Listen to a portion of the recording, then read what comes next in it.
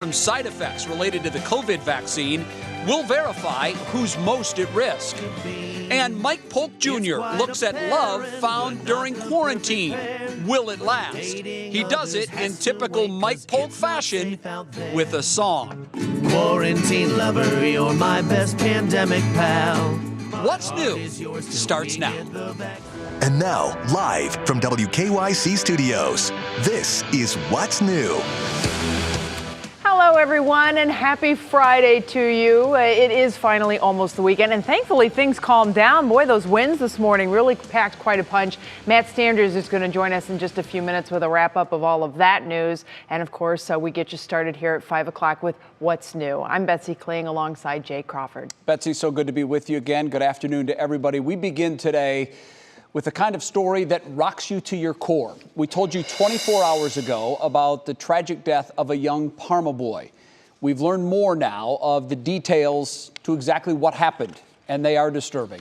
January Keaton joins us live now from Parma. January, this is one of those stories that takes your breath away.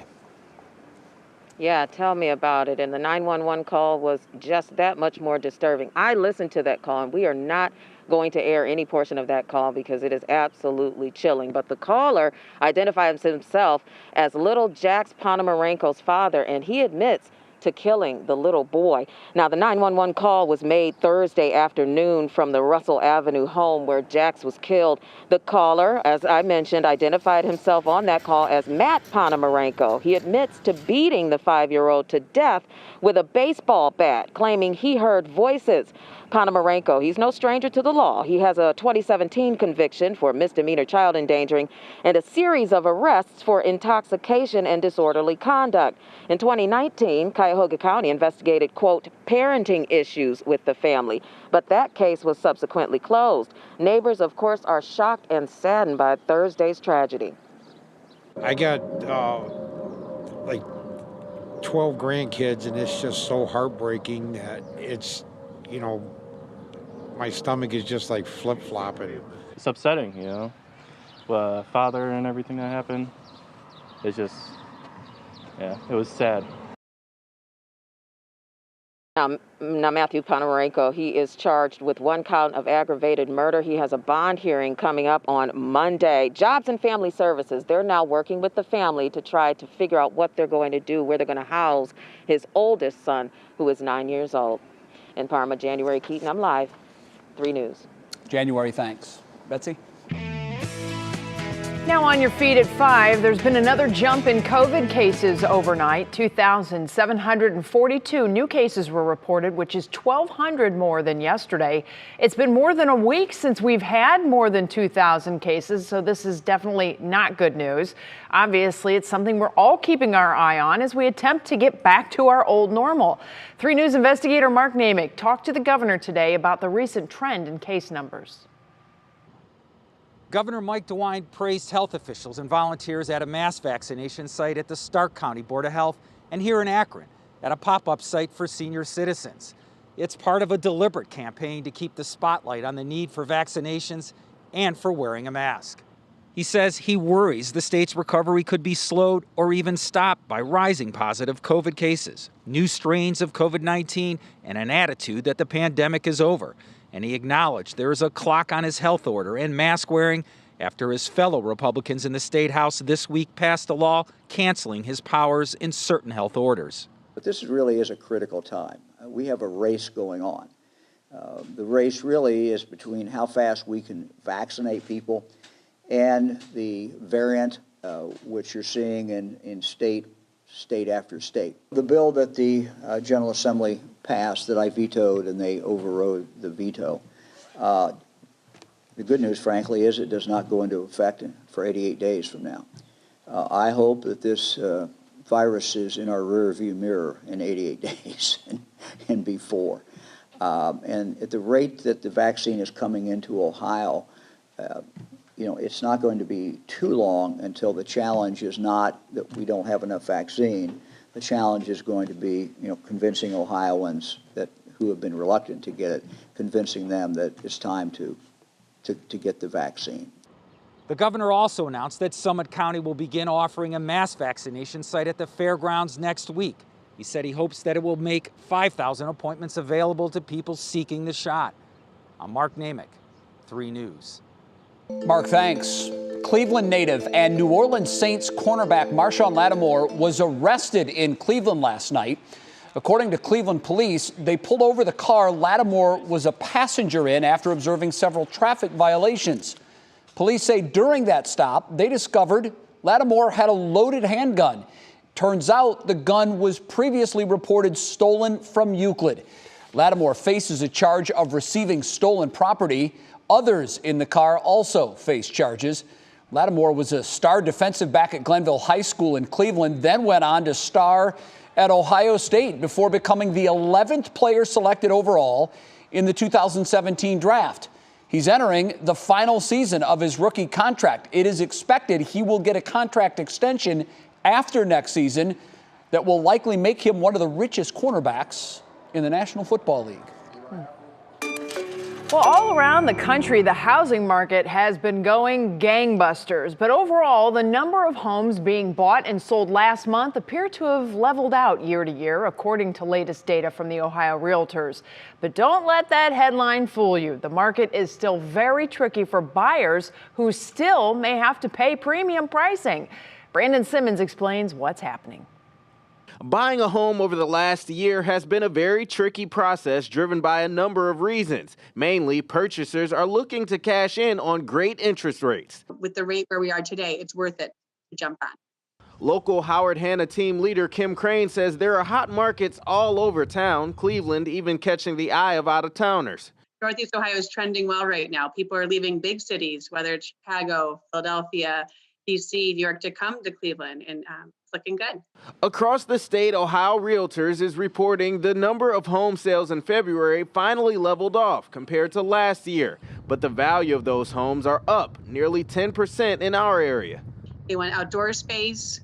They're living differently. If they're working from home, they don't want to be in a one-bedroom condo anymore where they're living, working, and sleeping there. And due to delays and pauses in new construction last year, turnkey homes are drawing in extra value as buyers don't have as many options to choose from. If someone says, "Oh, I want to come in at full price," that sounds good, but there's 27 offers. So that, maybe unrealistic. And don't expect it to get much better. With the winter months coming to a close, the market is expected to pick up, accelerated by interest rates that are also on the rise following historic lows. There's no doubt it's still a seller's market, but no matter which side of the coin you're on, now's a good time to go all in. I've never seen anything like this in my career, and it is a little bit of a wild time, but it's a good time to make that leap of faith.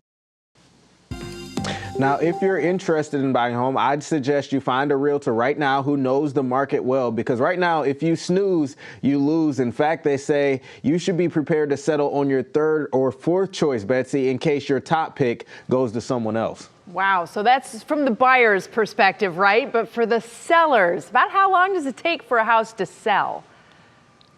Yeah, that really depends on a lot of different factors. The average in Cuyahoga County is technically 2 months, but that number includes every house, including those that need work. For something that's turnkey in the $200,000 to $400,000 range, it could sell easily in less than a week. That's pretty fast. Man, how times have changed. Remember just a few years ago, there were houses sitting on the market for months. So this is some good news for folks out there. Best of luck to everybody on their transactions. Thanks so much, Brandon. Great information. Well, tomorrow is the big night. Northeast Ohio's Stipe Miocic gets back in the ring to face Francis Ngannou at UFC 260. The site of the bout will be in Las Vegas, Nevada. It will be Miocic's 8th time fighting for the heavyweight championship. He's held the belt since 2019 after briefly surrendering it to Daniel Cormier, and he doesn't plan on giving it up anytime soon.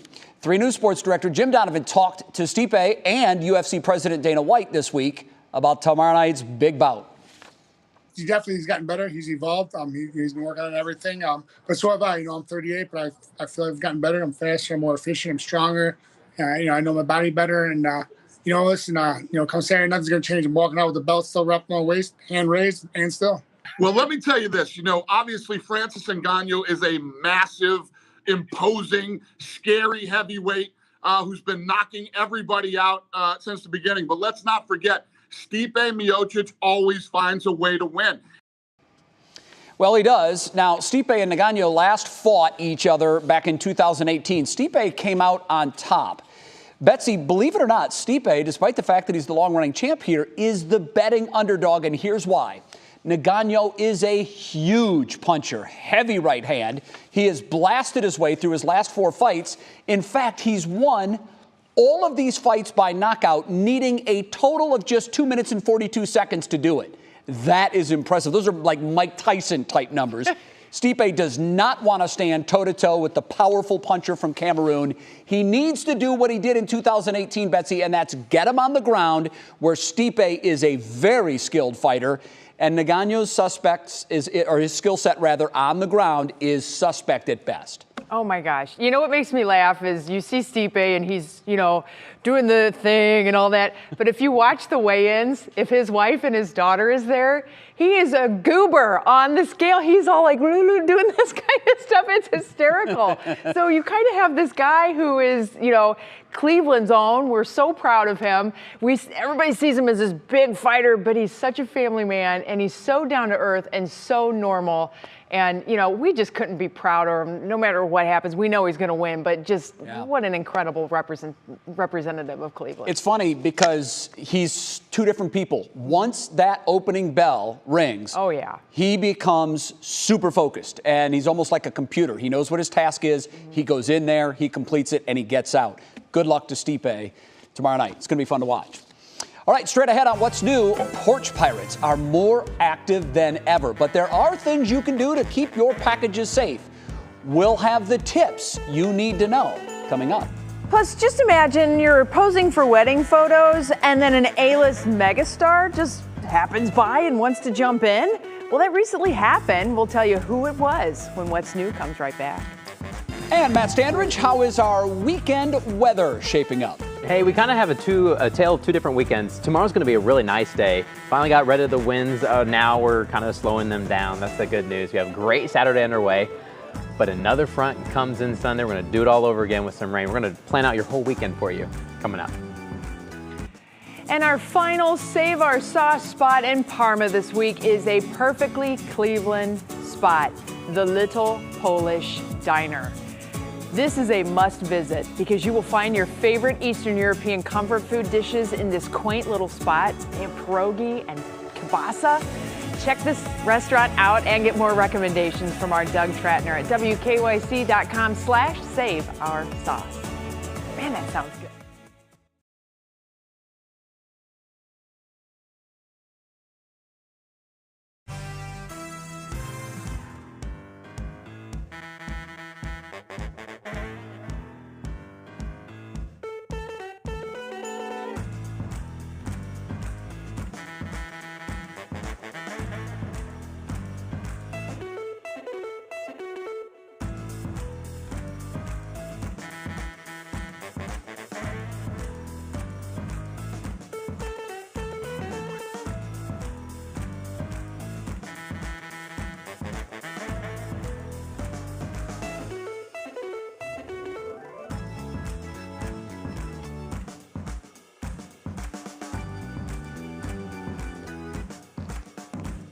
Yep.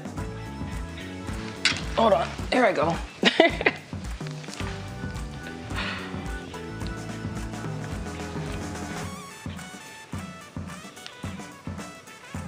Hi, my name is Kiera. We're going to be talking about Denzel Washington and Bindi Irwin having a baby. It's going to be a blast. Thank you.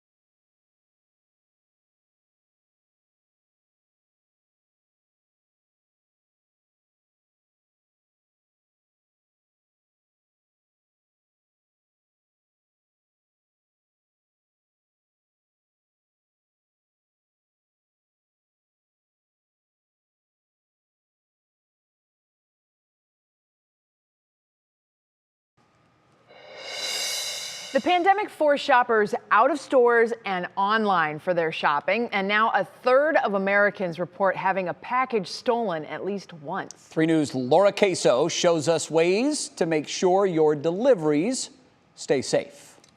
I buy a lot more on Amazon, and I constantly wait for packages. The pandemic pushed consumers to ship more of their purchases online. Unfortunately, deliveries don't always make it to the hands of the buyer. Sometimes a little bit of concern that you might not get home and find your package. A porch pirate, as we call it, come along and take it. Package theft is at an all-time high, with 1.7 million packages stolen or lost every single day in the U.S. But there are ways to protect yourself.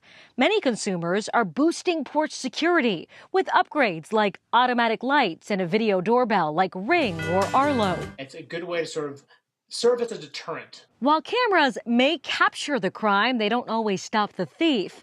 But you can have the delivery driver secure your package in a locked storage box with a system like Box Lock.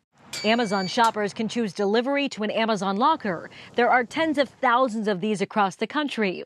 Or even opt for an in-home delivery with a service called Amazon Key. You need a smart lock to do this, but for instance, you can let a delivery person into your home to drop off the product right there at the door. An easy, free way to keep tabs on your packages.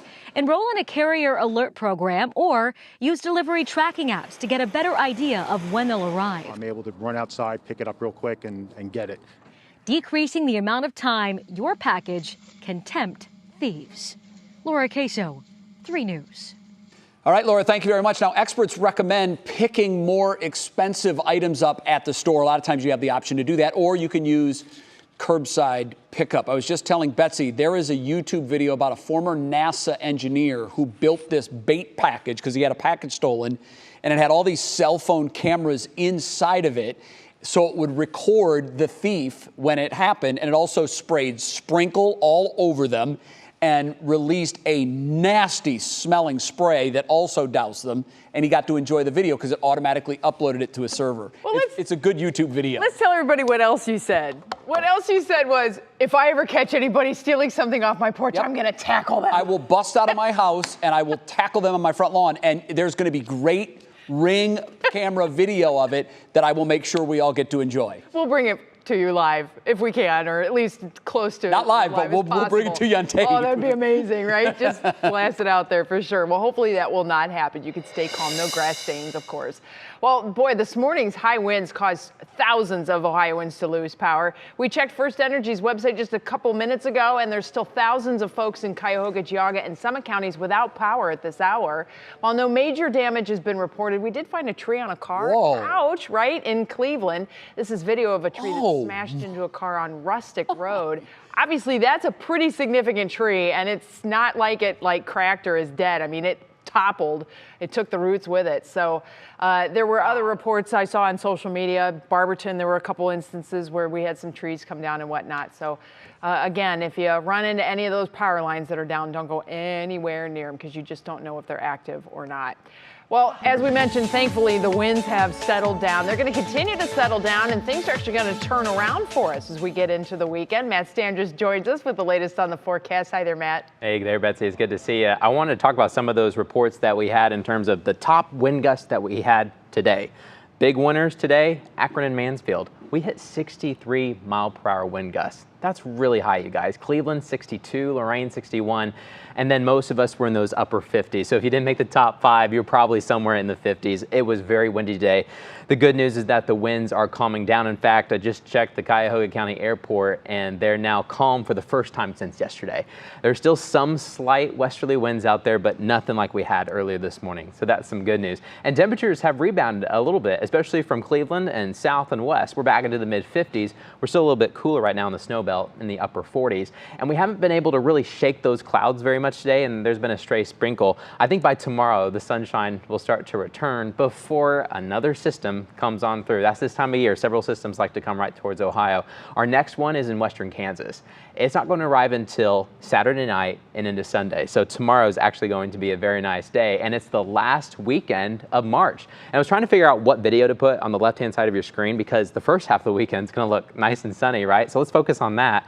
And then as you head into Saturday night and into Sunday, the rain's going to arrive again as another cold front comes through, and then we'll watch the temperatures tumble back into the 50s, 40s, and maybe even some 30s by Sunday night. But tomorrow afternoon, we'll get well into the 60s. It'll be a little bit cooler, though, by the lakeshore. We'll probably be in the upper 40s and 50s, so keep that in mind. Here's your National Zymar hour-by-hour forecast. We're going to try to work on those clouds throughout the overnight hours. Tomorrow morning, as you're waking up, Jason Frazier's going to help you get out the door. He'll be tracking the clouds headed out, and then a lot of sunshine, I think, can be expected for your Saturday, other than a few high-passing clouds here and there. By Saturday evening, the clouds start to come back through, and then we kind of do this all over again. More rain starts to come on through. The winds are also going to pick up a little bit, not up to maybe 50, 60 miles per hour, but it's going to be a little bit breezy as you head in on your Sunday. Cold front's going to pass through, and then we'll get a little bit cooler for the rest of your weekend. So if we're looking at your weekend, the Union Home Mortgage 7-day outlook, tomorrow's going to be a great day, guys. Back into the 60s. Once again, a little cooler by the lakeshore. Tumbling down on Sunday, and then we start to clear out again, and then another system comes in Wednesday. So you see a lot of days where we bump up really quick, and then we cool down really quickly too. So we've got several swings on the way. Betsy and Jay. Yep, that's spring in Northeast Ohio right there, back and forth for sure. All right, Matt, we'll catch up with you again coming up in about a half hour or so. Well, next for us here on What's New, lights above the skies of the Pacific Northwest have many wondering, what did I just see? Well, we offer one theory, and we actually know what it is. We'll tell you.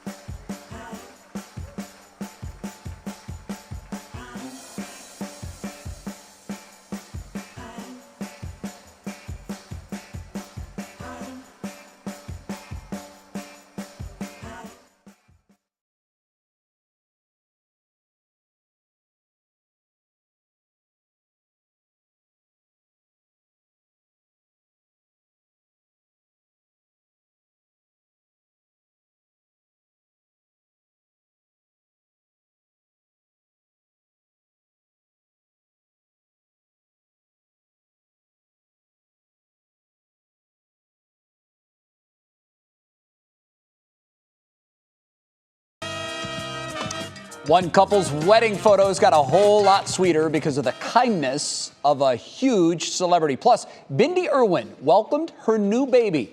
Kiara Cotton has those stories and more in our Friday Pop Break. Sweet Niblets, Hannah Montana is at it again. Earlier this week, the fictional Disney superstar played by Miley Cyrus celebrated the 15-year anniversary of the show. And to keep the fun going, Hannah sent flowers to some of her favorite celebrity pals and former co-stars. The list included Selena Gomez, Emily Osment, Corbin Bleu, and so many others. She even sent one to the Migos, thanking them for their song about her in 2013. Happy 15 years, Hannah Montana. Here's to more, living the best of both worlds. And speaking Speaking of celebrity surprises, Denzel Washington was a surprise guest during a couple's wedding photo shoot in New York. The Oscar award-winning actor was spotted posing with a pair of newlyweds in Central Park while filming his new movie Journal for Jordan. Wearing a gray and black plaid shirt, black face mask, and black Yankees cap, Washington smiled with a happy couple. And who knows, maybe he offered them some advice. He does have experience. He's been married to wife Pauletta for nearly 40 years. I was just, it was like a euphoric feeling. I was in total utopia. Those were words from the late Steve Irwin when his daughter Bindi was born. And now Bindi can share those same feelings with a baby of her own. Yesterday, Bindi and her husband Chandler welcomed a baby girl named Grapes Warrior Irwin Powell. She shared a photo of their new bundle of joy in a post on Instagram saying, "There are no words to describe the infinite amount of love in our hearts for our sweet baby girl." And not only is the date super special, March 25th is not only her birthday, but also the couple's wedding anniversary. So now it's double the celebration for this happy couple. Cool. Hey, Kiera and Betsy, I have a question for each of you. Kiera, we'll start with you. Any celebrity at all that could be in the area when you're posing for your wedding photos, who would you pick it to be? Ooh. My first instinct says Michael B. Jordan. Everybody knows that I'm a stan, so I'm going to go with that. Be your husband. He's going to be in the photos. Fingers crossed. Okay. Well, Michael B. Jordan, that's a good choice. Betsy, how about you? If you could go back in time and you're posing for your wedding photos and any celebrity in the world can walk through, who would it be? I don't even know. Like, there's so many. Like, your brain just starts with different ideas. Right. It comes out with George Clooney pops into my head. I don't know why. Like, That's a that good makes one, no Betsy. sense whatsoever. You don't know why. No, but Well, then, like, I the think Foo there's an Fighters obvious would be reason amazing. why. Can you imagine if the Foo Fighters just happened to be walking by? You're like, hey, that'd be pretty sweet. All good choices. Yeah, Clooney, Foo Fighters, or Michael B. Jordan. What about you, Jay? Well, for me, it would be Bono. I'm a huge U2 fan, but I would, thinking of my wife, who's the biggest Prince fan I know, God rest his soul. Right. If Prince could have walked in our wedding photos, she probably would have passed out. She would have fainted on the spot. Everybody would have. That would have been amazing. Yeah, it would have been pretty cool. All right, Kira, great to talk to you live today. Thanks so much for hanging with us. Have a good weekend, Kira. You too. Well, these bright objects gave a lot of people in the Pacific Northwest something to talk about. Late last night, residents from Seattle, Washington to Salem, Oregon reported seeing a string of lights. Spectators say there appeared to be a dozen objects moving across the sky in unison. All right, slow your roll, everybody. There's a lot of theories that are going on, but astronomy experts and those at the National Weather Service say it's debris from a SpaceX Falcon 9 rocket that didn't come back to Earth when or where they initially thought it would. It burned up on re-entry about 30 miles above the Earth's surface. It's been hanging out above the Earth for about 3 weeks. They've literally been waiting for it to come down, and it just happened to come down just in time so folks could see it. Yeah, I can understand how if you didn't know what was going on, you looked up in the sky, you'd think we're being invaded. Here it comes. It's on. That's it. It's happening, people. It's pretty scary, really. Well, speaking of it's happening, the second half hour of What's New is on the way. We're going to be talking about who is most at risk to suffer from COVID vaccine side effects. Our Verify team is on it, and we'll set the record straight. Plus, there is a ship that is turned sideways in one of the world's most important shipping channels. We're going to tell you where it is and why this is such a big deal. It's really a crazy story. That and much more. And What's New comes right back.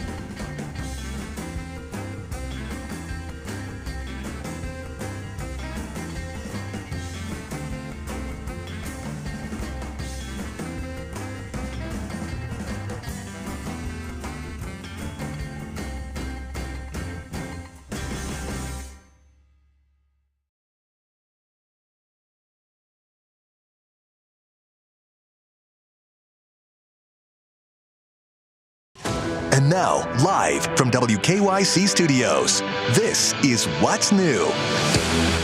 And we welcome you back to the second half of What's New on this, the final Friday of March, with my co-host Betsy Kling. I'm Jay Crawford. It's hard to believe it is the final Friday of the month already. And as we start this half hour, we begin with 3 things you need to know.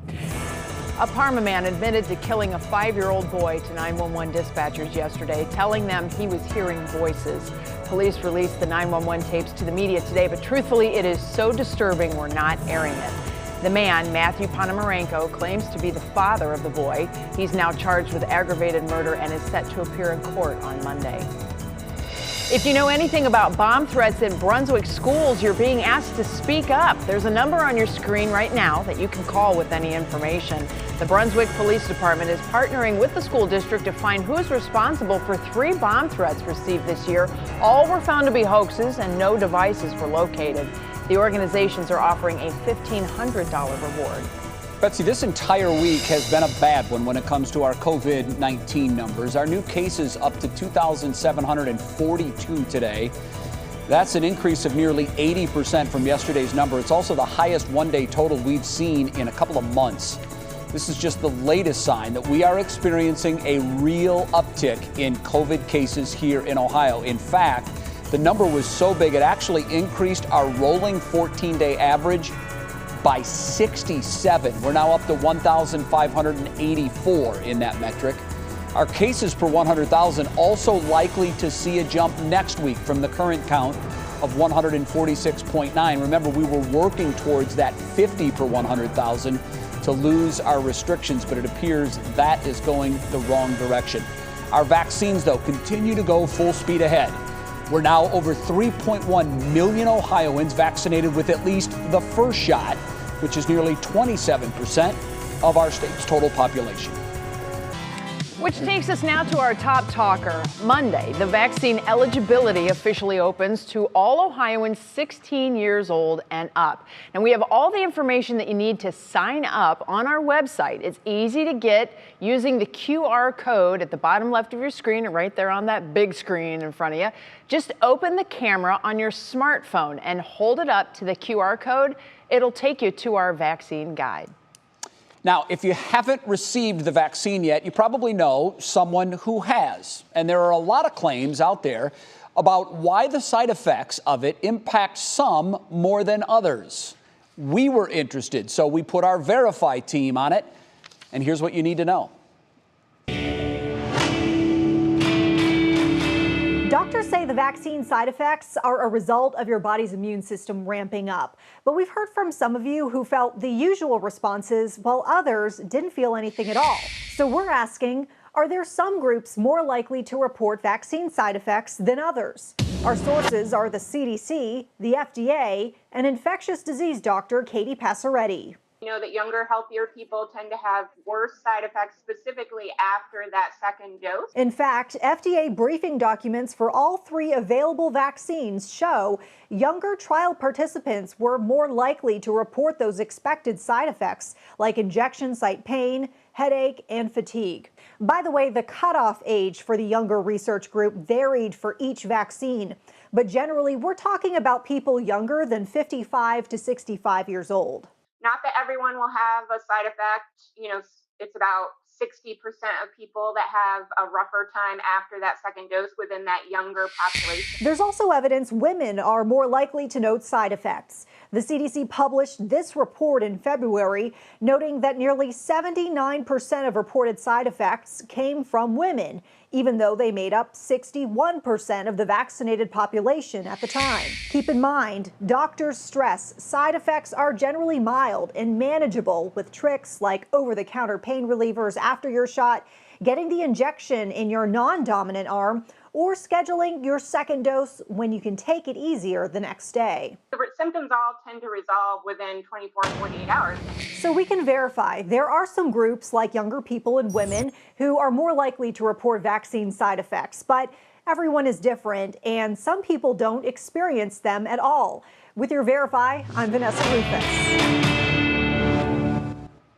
Well, it's totally interesting. My parents both had some side effects after they got their second shot, but, you know, both of them are also very much moving forward with their lives and very excited to get back into the world. It's interesting because you were saying that your mom had some mild side effects. My son got his second dose yesterday and woke up this morning at 3 o'clock in the morning with a 103 fever and a headache. Wow. And younger, obviously, he's in ridiculous shape, so his immune system is churning. And those are the ones, they say, that tend to experience the reaction if it's going to happen.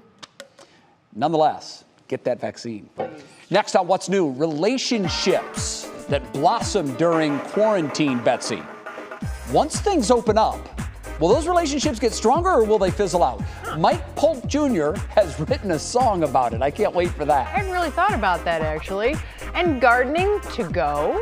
One business is planning to give out kits for free.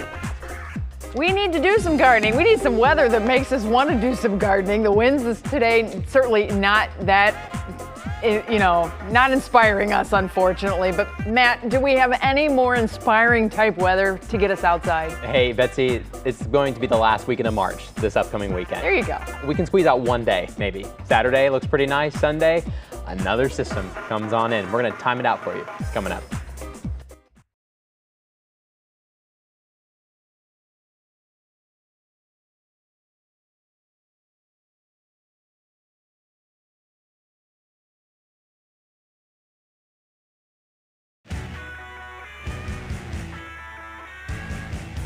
Oh, okay. They've been hosting that for a while, right? Hi, hold on, I'm sorry. Hey, hi. Got me?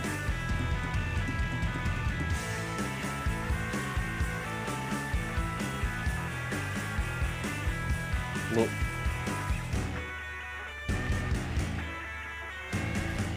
No problem.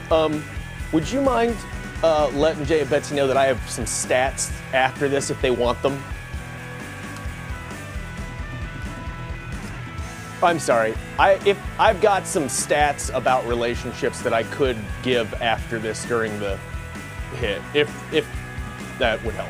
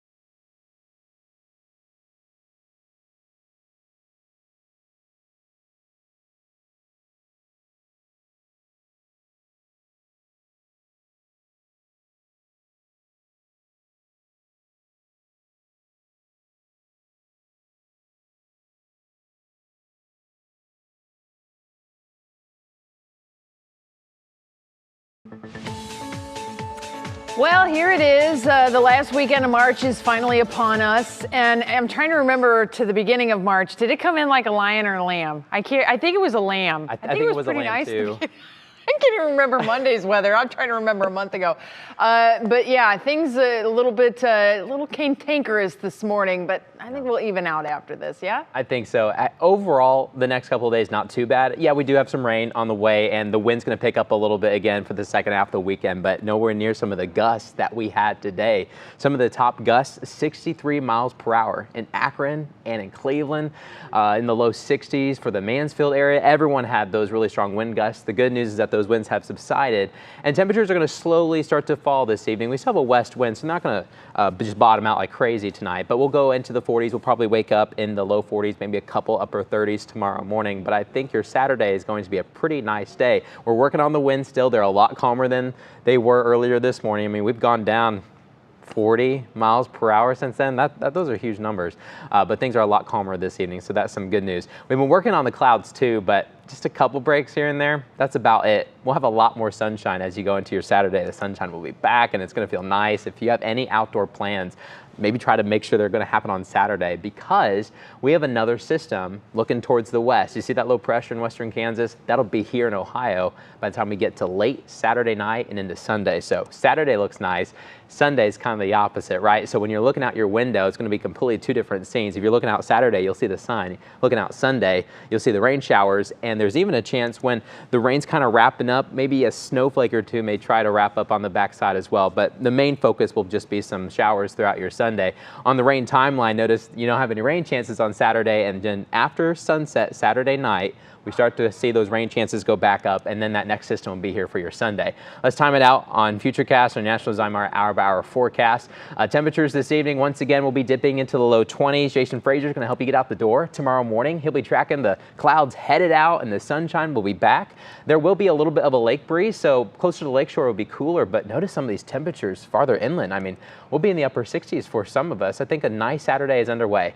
Then the rain comes back Sunday morning. This is 3 o'clock, so before we're even waking up Sunday morning, the rain will be back. There could even be a stray rumble of thunder towards the south, and it's all because of this cold front that will be coming on through, and we'll start the day in the 50s, and then we'll watch the temperature drop a little bit into the 40s later on into your Sunday. How much rain we're talking about?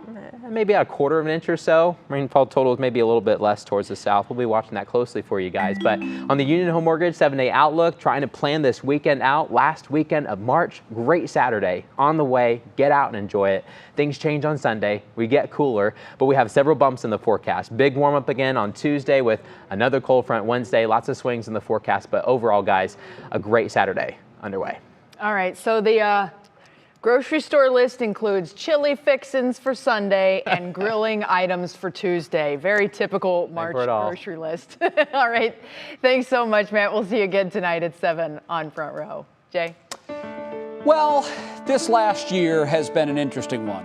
It's not the first time you've heard that. It's been super interesting for relationships. In fact, a study by eHarmony revealed over a third of people who moved in with a partner during the pandemic said that 2 months felt like the equivalent of 2 years of commitment. I can imagine. But as more of us get vaccinated and we start to open up our pods a little bit, will those quarantine relationships last or will they fizzle out? It's a question that Mike Polk Jr. has been asking himself. In fact, he even wrote a song about it.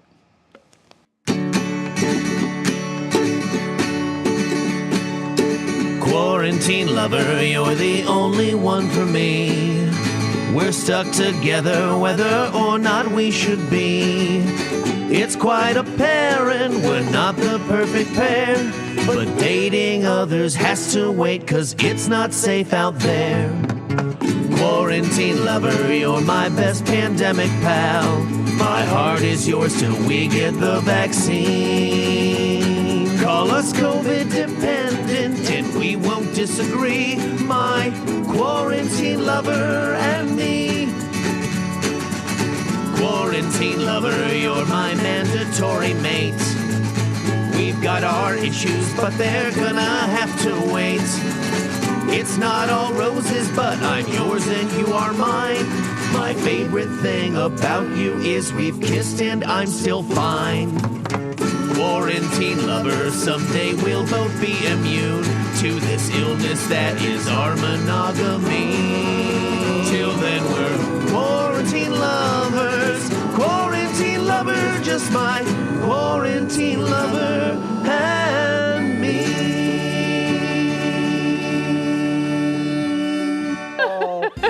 That's going straight to the charts. They're at top of the charts. There's no doubt about it. Mike, I love the song. I know Betsy did too, but maybe more than that, I love the little anime with the Ken and Barbie. That is just pure genius. That was a team effort, and I got to give a special shout out to Dave Chudowski's children for lending me the Barbie dolls. I wonder if they Believe it or watched and not, I said, did not "Hey, own they're any at the time. mine." I'm surprised. Yep. I'm surprised you didn't order them on Very Amazon, kind. because I know your Amazon bill since the pandemic has been crazy. You have some numbers, some info, some data about all this. What do you have? Yeah, I mean, I was curious about how people are doing in relationships through the pandemic. Some people seem stressed out. Some people are doing all right. There hasn't been a lot of research as of yet, but one early study from the American Family Survey found that out of 3,000 Americans who participated, 37% of married men and women reported that it has increased stress in their marriage, but that was mainly due to economic hardship.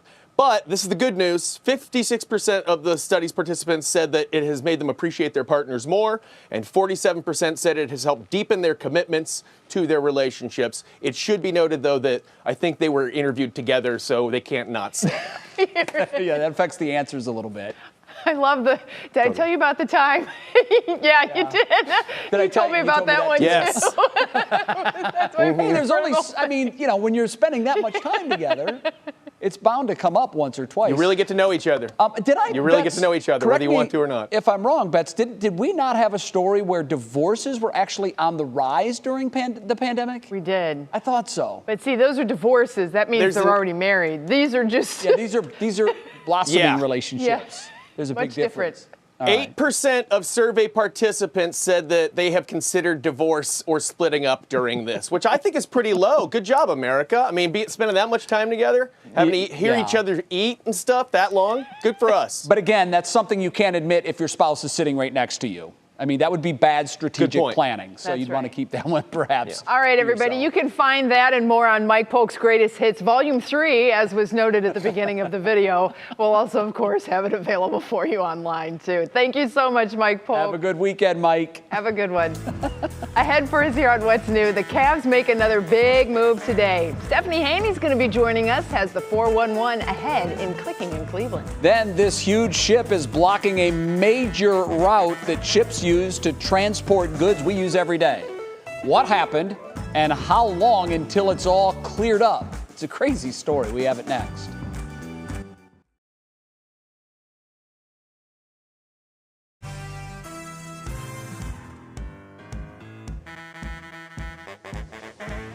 Hey, yes I do. Yes I do, and we have the much awaited news about Andre Drummond today. Cool.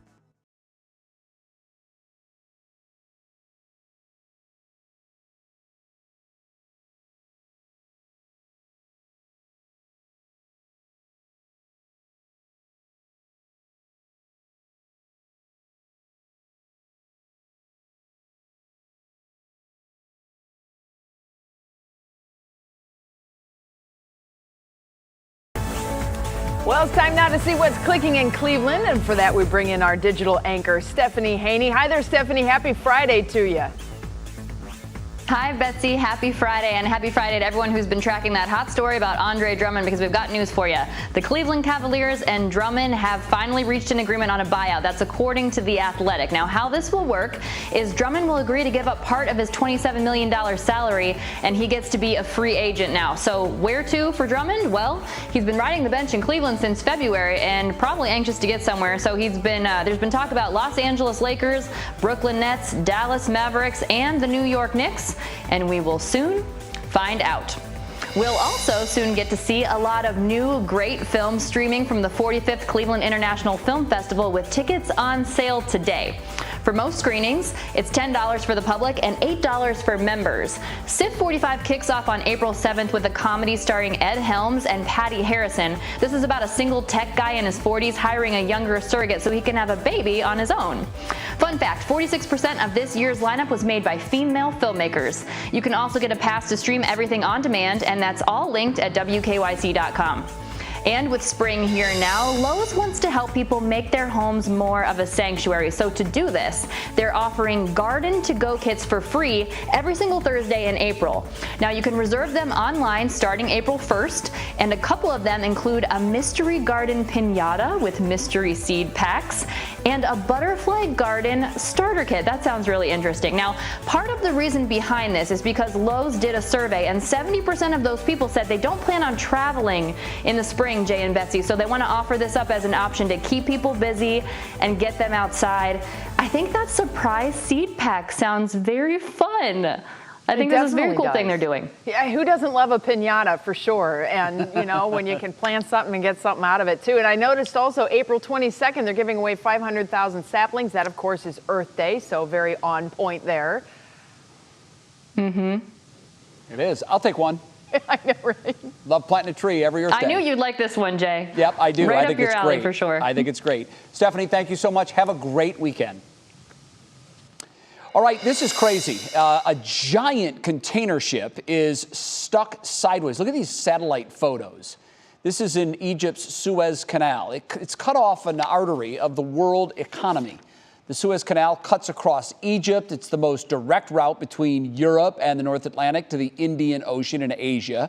Crews are working to unblock the ship, which is, get this, 4 football fields in length and 2 wide. That's more than a quarter-mile long. Could be a few days before this is all cleared up. The owner says that stormy weather, really high winds, caused the ship to swing sideways, and then you know the deal. It's like being stuck sideways in a parking space, and there's a car on either side of you. You can't maneuver. It's carrying as many as 20,000 containers. That is just mind-boggling. The real problem is now the backup of ships that, Betsy, are stuck waiting to gain entry to the canal. You just can't fathom the size of that thing. I mean, the containers are the things that like go on railroad cars and zing by you. And there's what, 20,000? 20,000. 20,000. Imagine the weight of this entire ship. It's just unbelievable. If you take Key Tower, so Key Tower is 947 feet tall, add another 35 stories to that, that is the length of that ship, or just about. Crazy. Pretty big. I think that captain could possibly be looking at a fine. Maybe, just a guess. Okay, next on What's New, how a food chain is helping senior citizens who can't leave their homes. Then coming up on What Matters Most at 6, severe weather down south. A look at the cleanup efforts underway as states prepare for even more trouble coming their way this weekend. And as we near the end of March, today's pop quiz question is, how did the month of March get its name? Is it a Latin word? Is it from a god? Or a parade season in ancient times? We'll tell you, coming back.